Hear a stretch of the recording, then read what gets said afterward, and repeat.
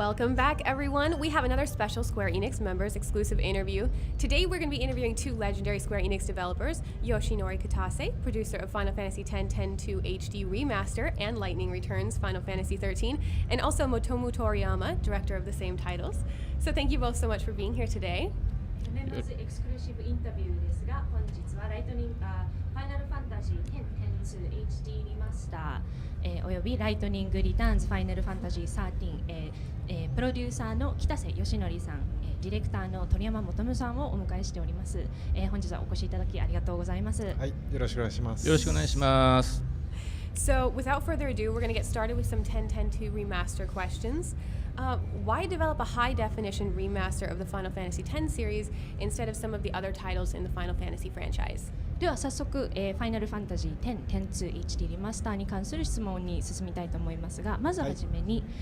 過去の作品の、FF 作品ではなく FF10 のシリーズを HD 化したいと思ったいきさつを教えてください。はい、ファイナルファンタジー1から、9ぐらいまではですね、ファイナルファンタジー9ぐらいまでは、アーカイブスとか PS のアーカイブスとか、もしくはスマートフォンの移植だとかいうことで、現在の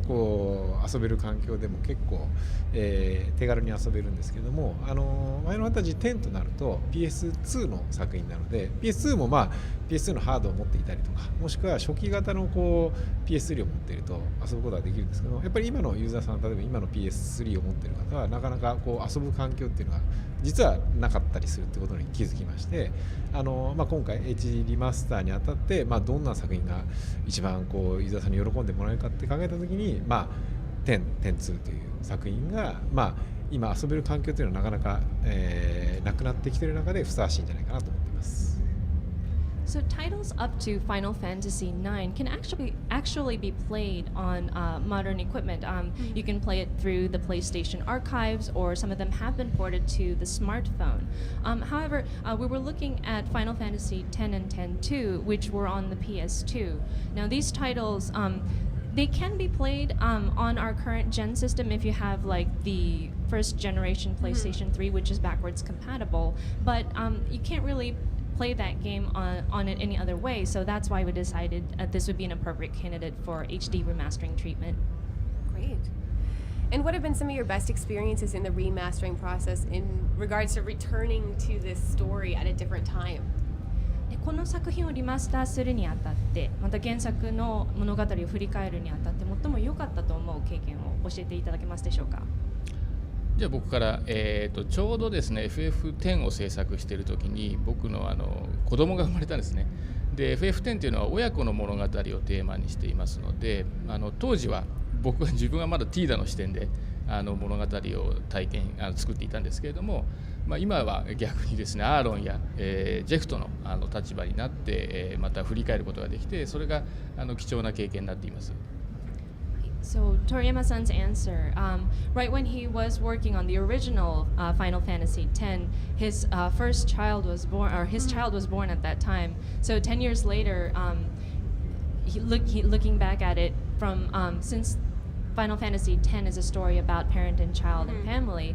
he was looking at it in a different perspectives from the original making of the game, where he was looking at through Tidus's eyes, and now 10 years later he's now looking at it from the parent, Jack's perspective.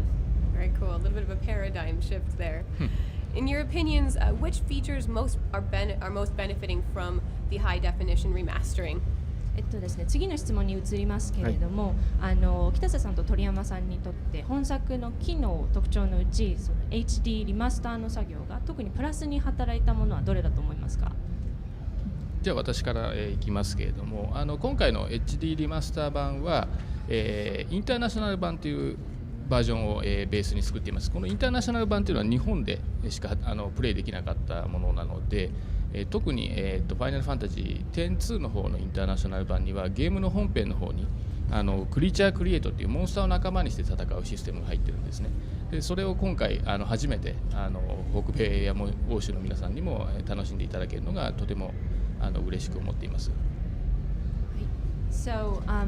in this HD remaster version, this is based on the international version, which was only available in Japan, and especially on Final Fantasy X-2, there's a feature called Creature Create. So that will be a first for our North American and Europe audience. So we hope you enjoy that. You are going to be able to recruit monsters and kind of have them join your party as allies. I like the sound of that. So in revisiting the Final Fantasy X series, have there been any influential moments that I'm sorry, did you have an answer for that also? I'm まあ sorry. そうですね。FF10 のようなクオリティのゲームっていうのを10年前にこう持ち出して遊べるっていうようなクオリティのものを持ち出して遊べるっていうのは10年前では考えられなかったことなんですけども、まあ今の時代は本当にスマートフォンやタブレットみたいなものがデバイスが普通になってもう持ち出せるっていうのがまあみんな習慣としてまあ当たり前になっている今の時代にやっぱ PS ビーターでプレイステーションビーターでまあ10を持ち運んで遊べるっていうことは10年前では本当に考えられなかったことなので、まあ非常にそれが今回の、リマスターに関しては大きなメリットの一つです。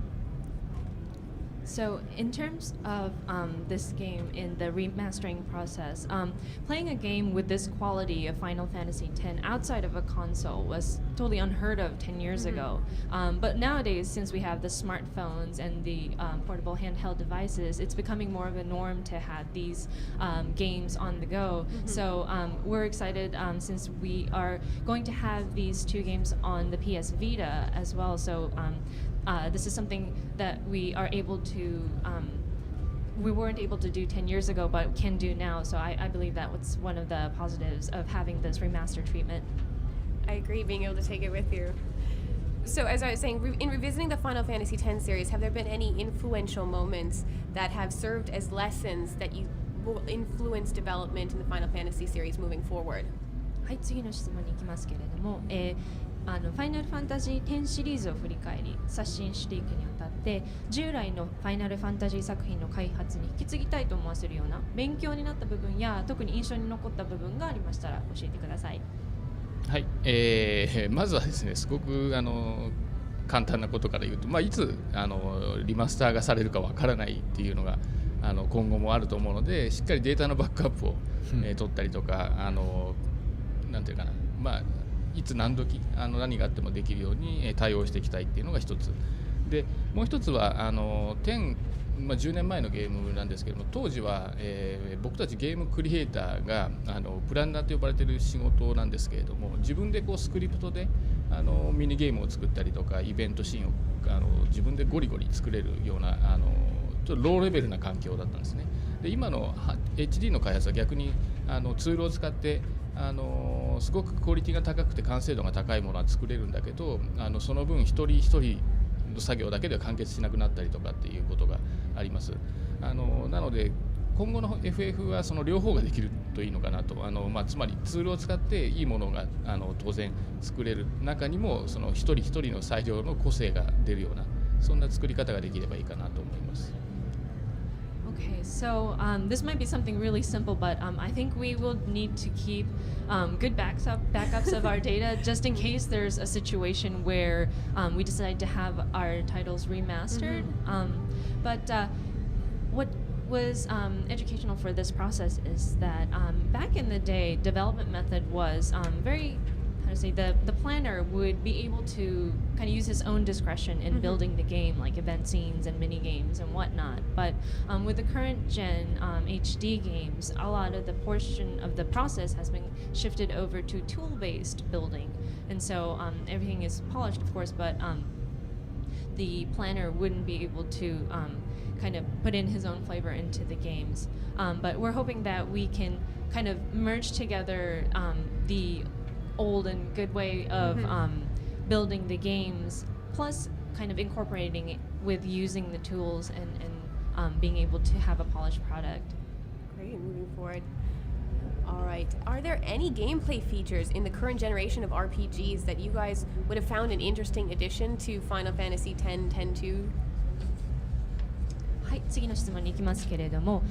現世代の RPG のゲームプレイにおける機能特徴で、原作 PS2 版のそのファイナルファンタジー10.2に入っていても面白かったかもしれないかなと思うものがありましたら教えてください。はい、では私から、FF10 の作った時にそのゲームコンセプトは旅っていうことをコンセプトにしてたんですけど、例えば今のライトニングリターンズの、技術で24時間の時を表現するっていうものがもし当時あればよりこうリアルな旅の情景が作れたり、そんななんていうかなティーダ・ユーナの旅がよりこう深いものになったのかなとはちょっと思います。This is going to be answered by both Toriyama-san and Kitase-san, but I'm going to translate Toriyama-san's answer first. Okay. So the game concept of Final Fantasy X was journey. So for example, if we were able to add like the 24-hour time, like in Lightning Returns, and kind of incorporate that passage of time, it would have been cool to kind of depict the story of Tidus and Yuna in kind of a real-time kind of experience, and kind of expand the breadth of their journey. お願いします。そうですね、僕もちょっと答えは似てるんですけども、今回のライトニングリターンズのようにより、時間という概念だけじゃなくて、もっとこうオープンエンバイロメントなオープンフィールドのようなこう広がった世界観みたいな今のシステム的なものが、10.2のスピラの世界に入ると、ザナカンドを目指すこう物語であるんですけど、それがこうどういう、順路をたどっていってもいいと、ユーザーがいいというような感じのオープンな感じの、システムを導入できればまたこう違ったゲーム性になるんじゃないかなと思います。So this is kind of similar to what Toriyama-san was saying, but if it were like Lightning Returns, not only the time element, but also in Lightning Returns we have a more opened up world where you can go exploring freely in what order that you want to go in. So if that kind of system were incorporated into the world of Final Fantasy X and X-2, where they can explore the world of Spira in the player's own discretion and kind of aim for Zanarkand in how the player would want to explore it, that would be kind of cool. Yes, I would love that, open exploring of Spira. We have some community questions, and these ones I think are fantastic. Have you ever considered remaking it into a movie to expand the world to a broader audience? コミュニティの方からもいろいろと良い質問をいただいていますけれども、こちらの方をカバーしていきたいと思います。まずはファイナルファンタジー10の物語を映画化してより広範囲のユーザーにリーチしようと検討したことはありますでしょうか。映画の話で思い出すんですけれども、当時北さんと話したことがあって、当時 FF10 のシナリオライターの野島さんっていうのが野島和重さんという方がいたんですが、もう FF10 のやっぱり物語ってすごくいい話で、多分これを超えるものはもうゲーム史上出ないだろうと、そんなことからもう次は彼をもっと評価するためにはもうアカデミー脚本賞を取らなければもう評価できないかなと、そんな話をしていたらですね、野島さんはちょっとあまりのハードルの高さに会社を辞めてフリーになってしまったとそんな逸話があります。This question will be answered by both Toriyama-san and Kitase-san. Toriyama-san's answer first. He actually recalls when they were making the original Final Fantasy X, and they had their scriptwriter, Mr. Kazushige Nojima, and the story was so great, the quality of it was really, really great that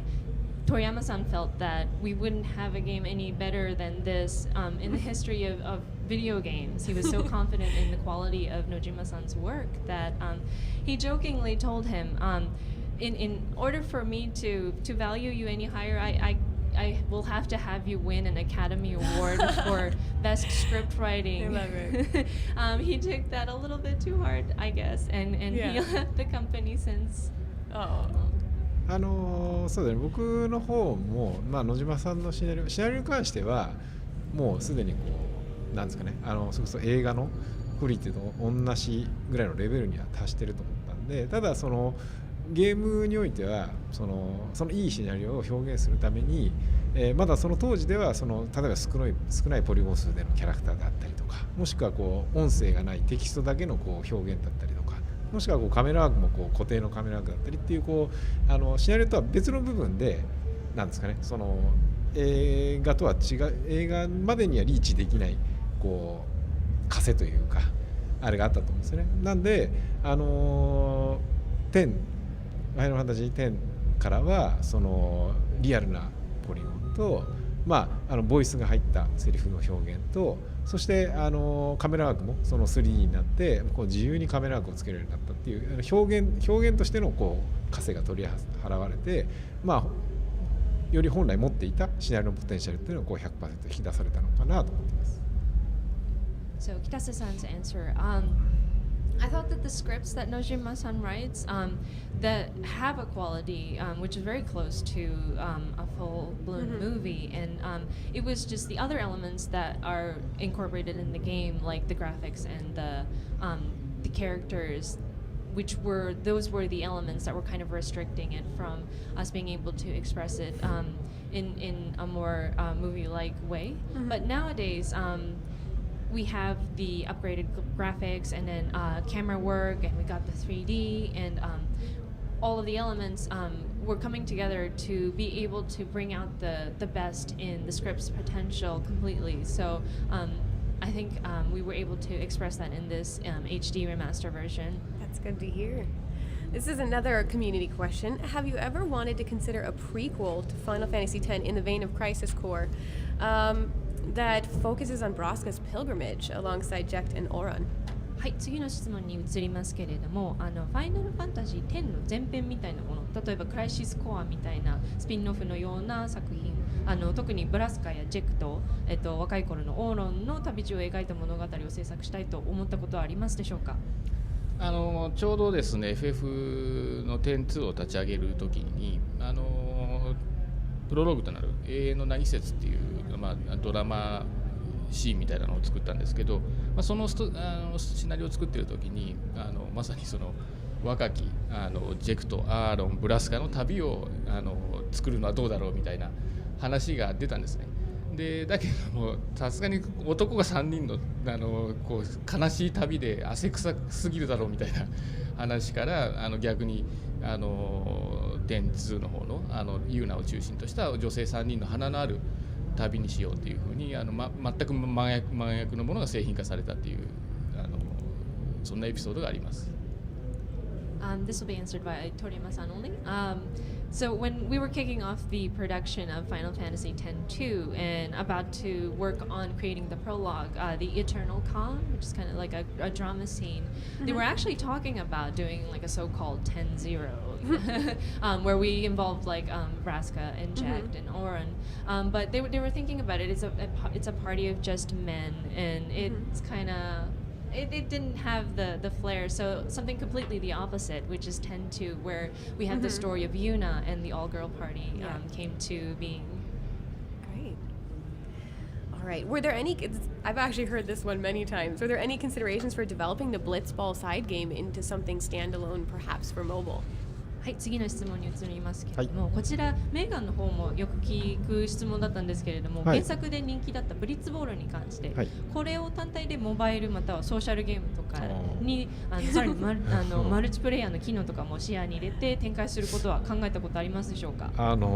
それいいアイデアですね。いただきます。そうですね。インターフェース操作方法をこうタッチスクリーン用にデザインし直さなきゃいけないと思うんですけど、非常にいいアイデアだと思うんで、なんとかね将来的には実現したいなと思いますね。He says that's a great idea. You know, I'd like to put that into consideration. Actually, maybe if we can kind of tweak the interface so that it's touch based, touch screen based, it might actually be a good fit. So he definitely likes the idea. I know a lot of people who would enjoy it. すごい多くの人が喜ぶと思いますよ。So we actually have the game out here on the show floor, and it's looking beautiful. How far along is the HD remastering process? 今回私有台をブースの中で出品していますけれども、こちらのHD 化のプロセスについてほぼ完成と言ってもよろしいのでしょうか？いかがでしょうか？現在もまだまだ実は調整中でして、特にキャラクターのこう顔っていうかキャラクターのモデリングに関しては、ファンの方もそうですし、開発者の方も一番こだわっている部分なので、その皆さんの思い出を壊さないように最後の最後まで調整する予定です。So we're still actually making tweaks. I think the characters, especially their faces, are what the developers and the fans alike pay particular attention to. So we want to continue to tweak it and polish it so that we won't ruin ruin the memories of the fans had when they were playing the original titles. Okay. And speaking of the original titles, did you have an opportunity to work with any of the original voice actors, or did you have a need to revisit working with them in this process, either Japanese or English voice actors? 元のお話と思い出について話していましたけれども、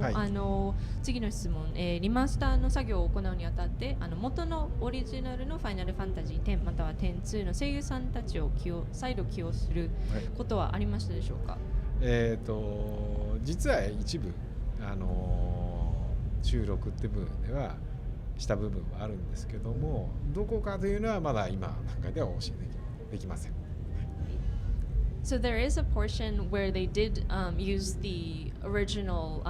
voice cast to record. We're keeping it a secret where it actually is in the game, but it is in there. All right, we'll have to look forward to that. And this is another question that a lot of hardcore Square Enix fans ask, especially will North American fans have the option to play with the Japanese VO? はい、次の質問に移ります。こちらもスクエアエニックスファンから寄せられる質問なんですけれども、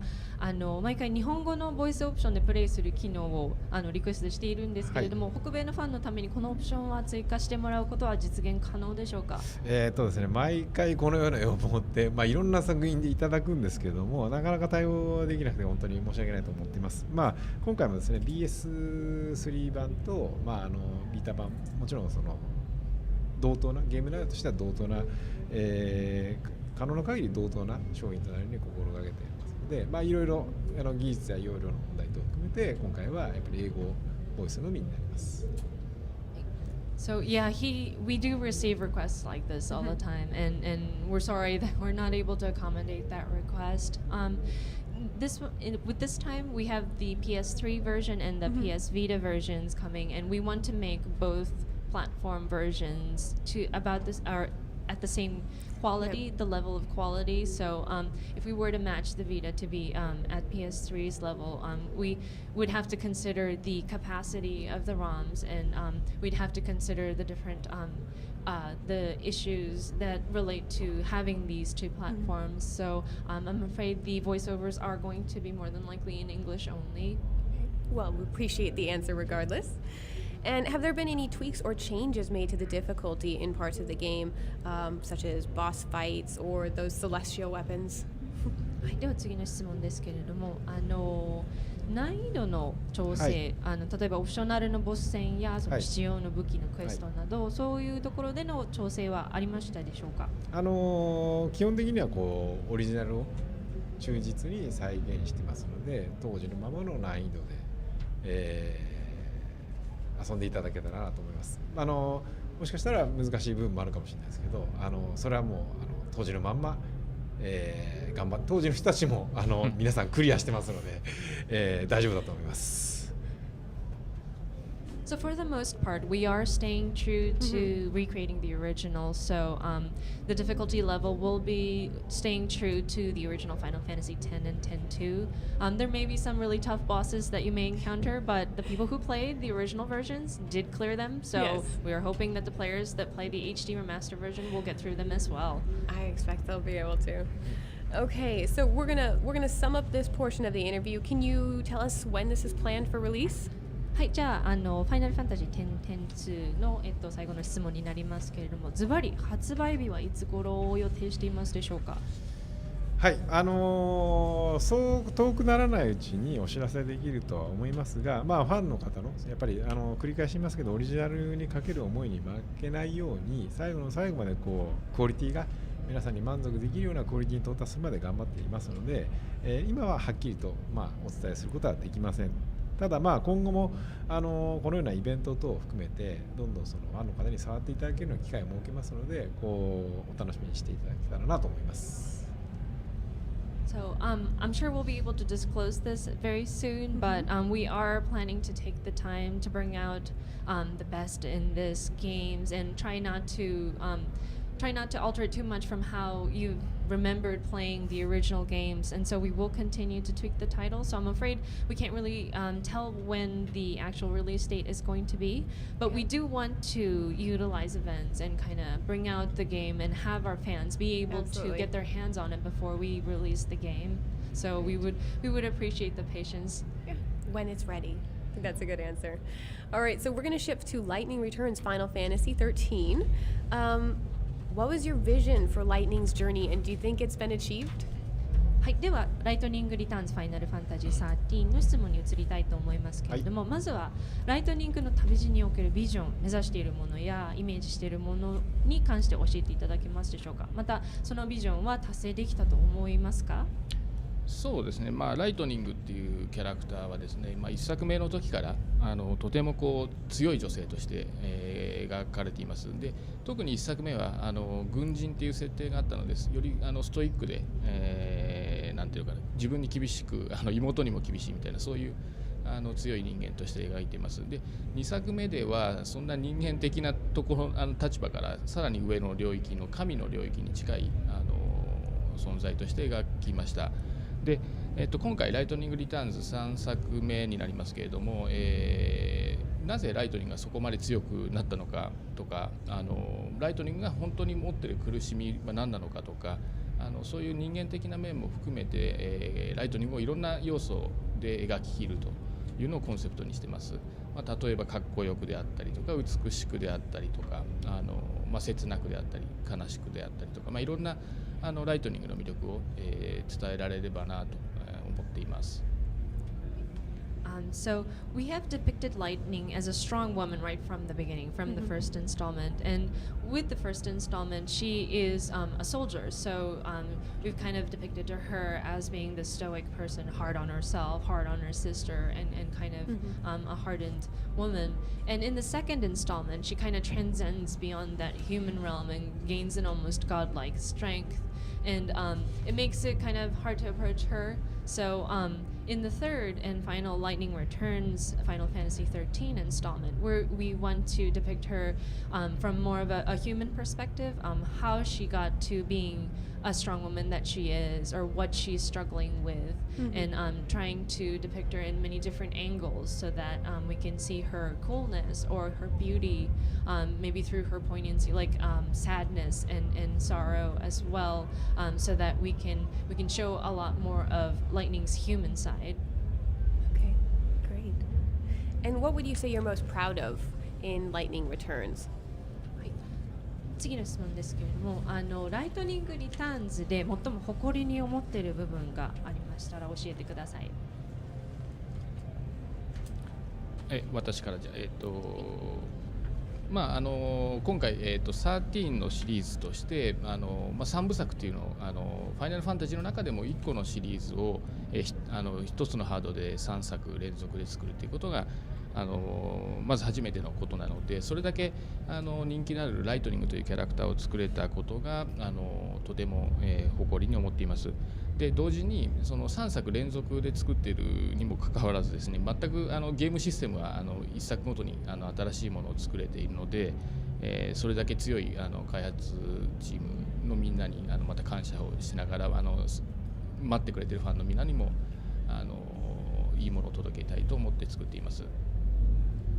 So this will be answered by Toriyama-san and Kitase-san. First of all, Toriyama-san says he's happiest about having done this three-part trilogy and being a part of creating this very popular character who is Lightning, and having to follow through these 3 installments. And with the 3 titles in this series, they've kind of stuck together. They've also changed the game mechanics per installment, and he is very thankful for the power of the dev team and the strength that they held up through these development process. And he also thanks the fan for being patient in following through with this 3-part series as well. 僕です。誇りに思ったことです。そうですね、開発チームがですね、こう非常に、2009年に1作目、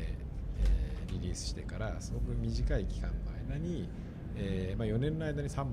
作リリースするってことで、非常にこう速いペースでユーザーのフィードバックをもらいながら、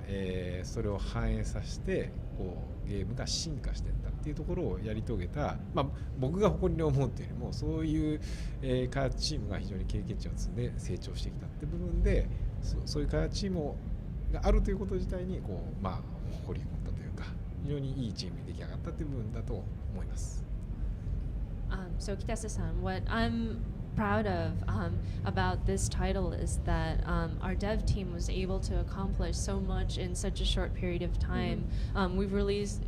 We are going to be releasing 3 titles in a span of about 4 years, and we've taken back all of the feedback that we've received from our fans, and we evolved this title throughout the installments. So I'm really proud that our dev team grew to accommodate further requests, and the fact that we do have such a good, strong development team. It's great to hear, and congratulations to the dev team. Why Lightning? Why is Lightning the character in this story, in this world, the installment that gets the trilogy treatment as opposed to other games in the series? はい、次の質問に移りますけれども、なぜライトニングを選んだのか教えていただけますでしょうか。そのファイナルファンタジーナンバリング作品の中で、ファイナルファンタジー10以外には直接的な続編があったのはそのライトニングのファイナルファンタジー13のシリーズだけでしたので、決定的な要素とかがありましたら教えてください。13のシリーズ自体はクリスタル神話っていうのを元にベースにしたストーリーなんですけど、クリスタル神話自体はこう壮大な、神話なんですけど、1作目ではその一部しか1作目ではその部分的にしか描かれることができなかったので、その神話の巨大な神話をもっと描くために3部作というか1作目の後にその3部作の構想が出てきたっていうのはあります。でもちろんそのライトニングってキャラクター自身も、我々としては2006年から、開発も含めればもうそれ以前からずっと付き合ってる何年も付き合ってるキャラクターですので、彼女というキャラクターをもっと、さらに描きたかったっていうのが大きいですね。So this Lightning's saga is a part of the crystal mythos we call the Fabula Nova Crystallis, and it has a very large and vast setting, and we weren't able to depict everything we wanted in just one installment, so we wanted to illustrate more of the overall mythos. That's why we expanded into the trilogy. In terms of Lightning herself, we've been with her since 2006. If you count like planning and pre-development, it would be even earlier than that. So we wanted to continue being with her and wanted to bring her out and let her shine once again. Great. Can you tell us a little bit more about 13 days, the actual time limit in the game, and logistically how it affects gameplay? はい、次の質問ですけれども、世界に残された13日間について、またその世界のタイムリミットについて、これらの要素がどのようにしてゲームプレイに影響していくかを教えていただけますでしょうか。はい、ゲームプレイとしてはですね、今設定としては世界に残されたのが13日しかないっていう設定なんですけれども、ライトニングが最初にフリーで行動できる期間というのは7日間の日付を持っています。でその日付を7日間という日にちをライトニングがさまざまなクエストをこなすことによって世界に命を与えてですね、13日までまず伸ばしてあげるということがゲームのシステムになっています。Okay, so in terms of gameplay, we have 13 days left before the world ends, but at the start of the game, Lightning is given 7 days to explore and go through her quests, and by completing these different quests she's able to prolong the life, and so the system is set up so that you start off with 7 days and you kind of extend the life of the day, extend the life of the world as you complete your quests. Okay. And can you expand a bit on the new battle system as well? What can we expect from that? でこちらバトルシステムについても少し教えていただけますでしょうか。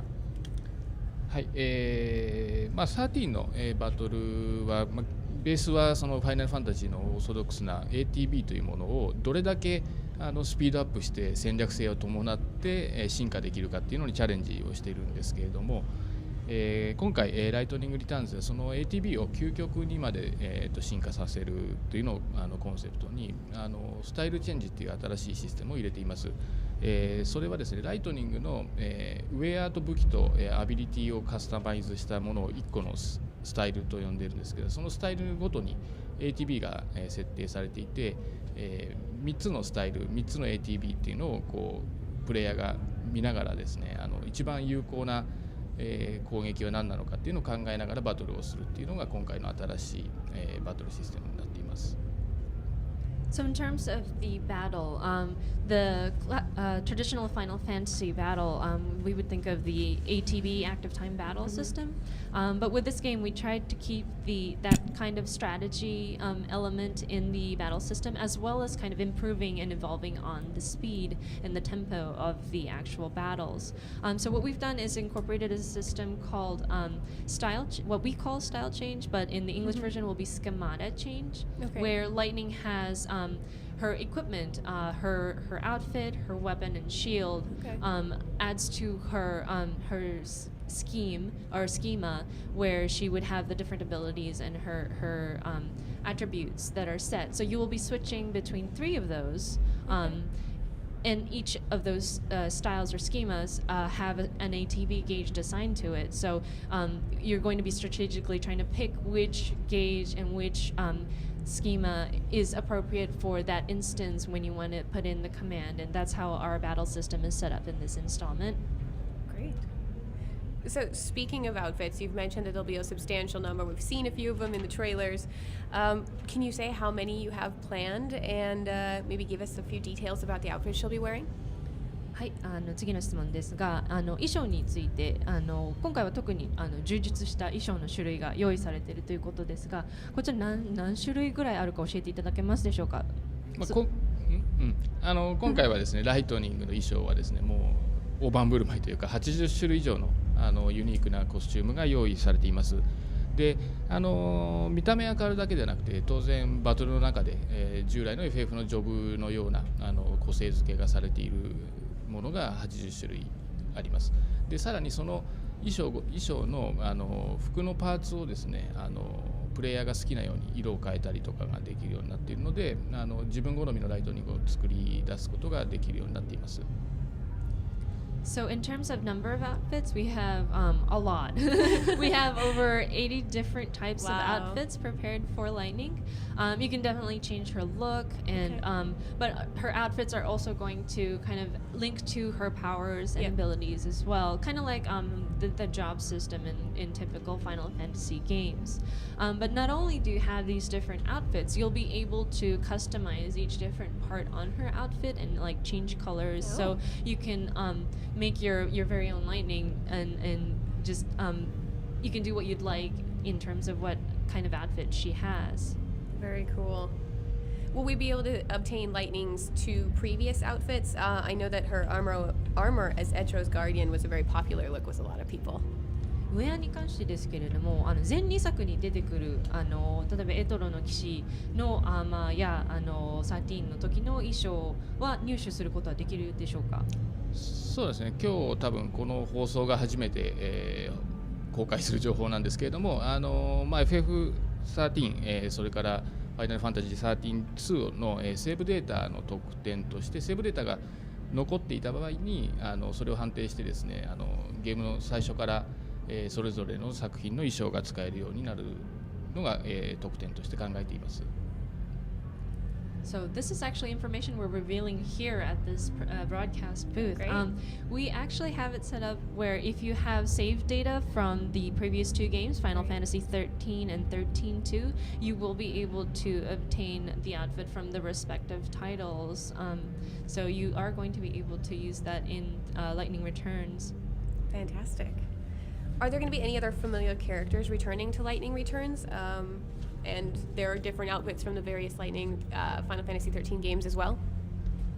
ですね、前2作で登場したキャラクターで今作品で再登場してくるキャラクターとかがありましたら教えてください。はい、今回はですね、もうライトニングのストーリーが完結するだけではなくて、もう13シリーズの大団円としてこれまでのメインキャラクターは皆さん、登場することになります。現在ご紹介しているキャラクターの中では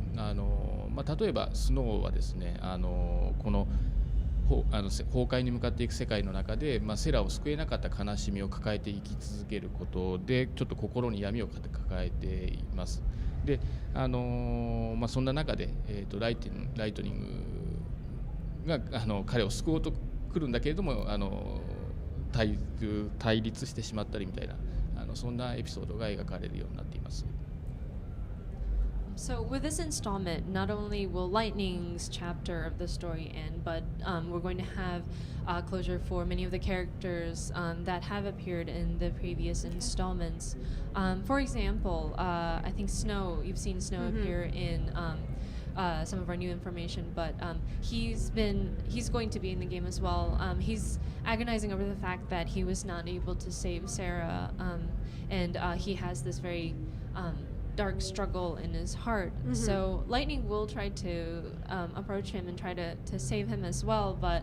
there may be a little bit of conflict there. Yeah. Okay. And are there any Easter eggs that you want fans, longtime fans of the franchise, to be looking out for in Lightning Returns? そうですね、コミュニティが知っておくべきイースターエッグというか作品の中に隠されている秘密のメッセージや隠れキャラとかがありましたら教えていただけますでしょうか。全然質問のあれとは違うかもしれないんだけど今回そのコミュニティっていう部分ですごく面白い仕組みを入れてるんですけれども、ライトニングリターンズの中にはアウトワールドのコミュニケーションという要素が入っています。それはですねネットワークやオンラインにつないでいる場合に自分があるゲームの場面を例えばスクリーンショットを撮ってそのメッセージとともにオンラインの世界にアウトワールドと呼んでいるオンラインの世界にその内容を投稿することができるんですね。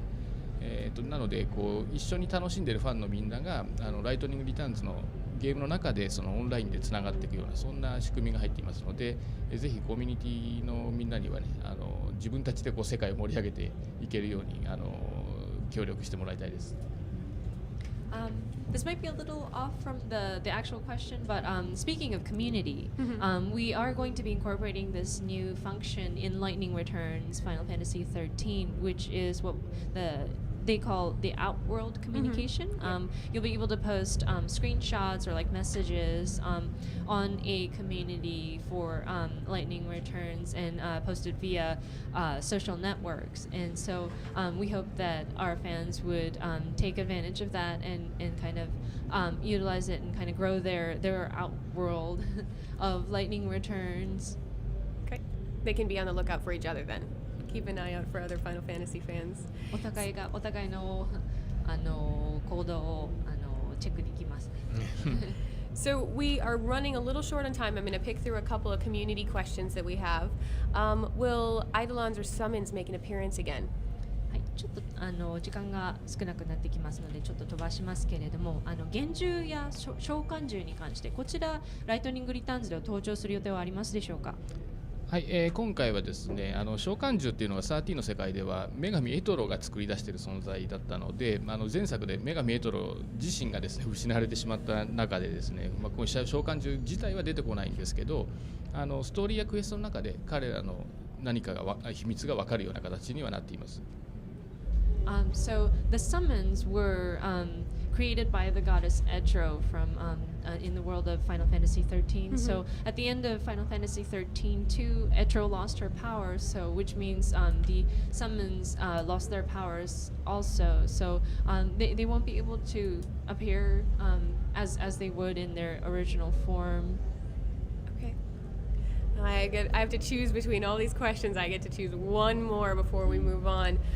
How about this one? Will the game be supported with Battle DLC after launch, and may we see some familiar characters in the Coliseum in Lightning Returns? はい、もう一個いきますけれども、はい、作品が発売した後にバトル DLC やその追加のコンテンツに関しては予定はありますでしょうか。今回は本当に完結編ということを目指してますので例えばそのエピソードが本編終わった後にエピソードの追加のような DLC とかいうもしくは追加のボスみたいなものは考えていません。なのでこう本編のディスクだけで、ファンの皆様が 100% 遊べるゲームを目指しています。ただ例えば今回はバトルでこう80種類以上のウェアを切り替えてこうっていう特徴的なシステムがありますので、前回の13-2でもコスチュームっていうのは非常にこうファンの方、特になんですかね、レガシー FF のコスチュームですね、白魔導士とか黒魔導士っていう過去の FF のこうアイテムとか非常にこう、好評だったので、そういうファンの方からのこう要望だったりそういうのがあれば検討はするかもしれないですけれども、いわゆる本編ストーリーに関しては、DLC 等は一切考えていません。 Okay, so in terms of DLC content that would kind of expand on the actual story of Lightning Returns, we're not really planning for those episodic DLC, nor are we thinking of doing extra boss DLC, but and we are planning to have this game be 100% completable on that one on that one game. But we do have more than 80 outfits that Lightning can equip, and so we would like to take into consideration maybe costume DLCs, or if there's like a great demand for I know that the legacy Final Fantasy costumes, like past titles, like the white mage or like the black mage, those were really popular. So if there's like a great enough demand for things like that, we might be able to put it into consideration. But yeah, unfortunately no battles DLCs after the launch. Okay. So in closing then, can you, both of you, tell us what you feel is most appealing about each of the games we discussed and provide a short message to our fans? So let's start off with Final Fantasy X-2, Kitase-san.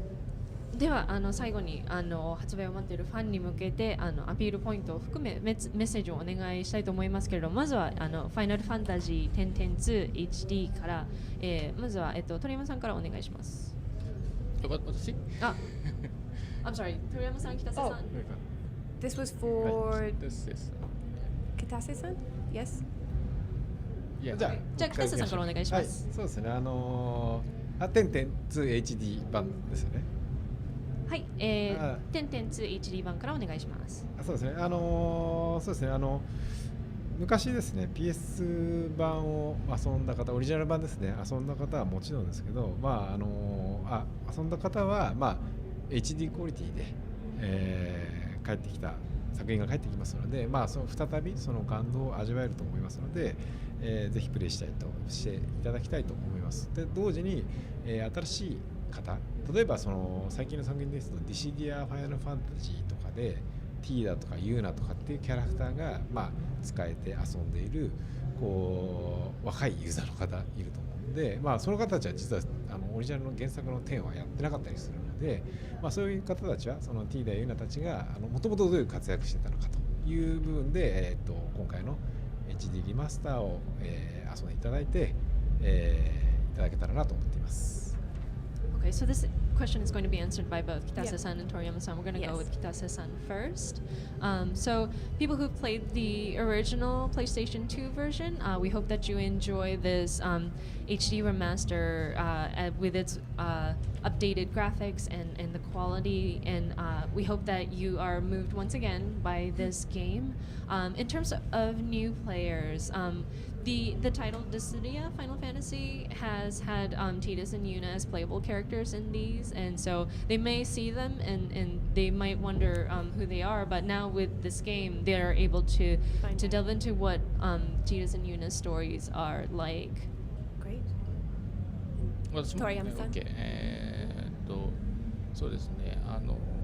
ファイナルファンタジー10っていう作品はその後に続くファイナルファンタジーのシリーズの中で普通になってきてるんですけど、例えばボイスアクターを使ってドラマシーンを作ったりとかモーションキャプチャーを使って、シーンを見せたりみたいなその後の流れの中の一個のこう始まりだった作品だったんですよね。ですからそういうシリーズの原点というかそういうものをもう一回、今 HD のクオリティで、ぜひ見直して遊んでみてください。So, Final Fantasy X marks the first installment where we actually incorporate full voiceover on our characters, and since then we've been incorporating voiceover for all of the cutscenes, events, and things like that. So we hope that you look at this HD remaster version and enjoy that full voiceover and in HD quality. Great. And so the same question, but this time for Lightning Returns. What makes it most appealing? では続いて、ライトニングリターンズの方をお願いします。じゃあ私からいきますね。ライトニングリターンズはもう徹底的にライトニングを好きになってもらいたいというそういう作品です。だからライトニングのファンだった人はもちろんですけども、今度初めてライトニングに出会う人もぜひ手に取って遊んでみてください。So with Lightning Returns, we've been very picky about Lightning, and we try to let her shine as much as we can. We love her very much, and for fans of Lightning, we hope you enjoy her reappearance in Lightning Returns, and for new fans, we hope you fall in love with her as we all did as well.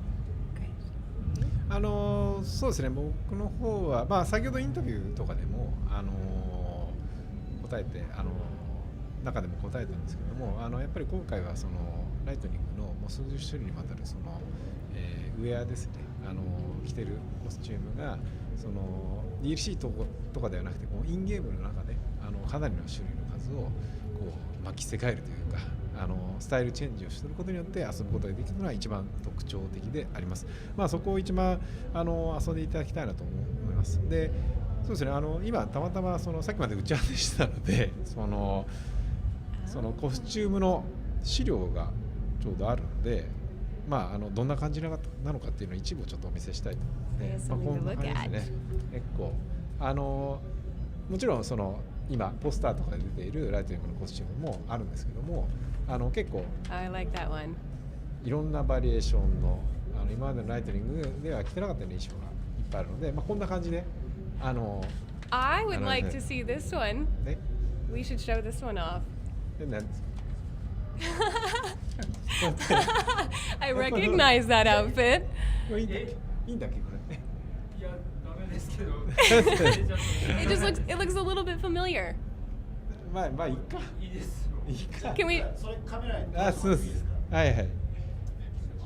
まだちょっと制作中なのでなんか変なツルの画面があって。I like this one. I love it. これ存じの通りユーナの衣装なんですけども、こんな感じで先ほどそうですね、レガシー FF というか過去の FF の人気のある衣装とかやっぱりユーナに着せるのもあるかなと思いましてちょっと準備していたと。So as part of the traditional legacy Final Fantasy outfits that we were just mentioning about earlier, this was actually in the works to kind of incorporate Yuna's outfit as kind of like to bring out the nostalgia of the Final Fantasy. I think you guys just got to see a little exclusive. Well, thank you so much for bringing those. I think that's a good note to end on, a really high note, a kind of exciting one. But thank you both, Toriyama-san and Kitase-san, for being here. I know that we really appreciate your time and your insightful answers. Up next, we're going to take a look at Final Fantasy XIV, a Realm Reborn battle event recap, and then we'll have a little community update. So thank you both again for being here. ありがとうございました。ありがとうございました。ありがとうございます。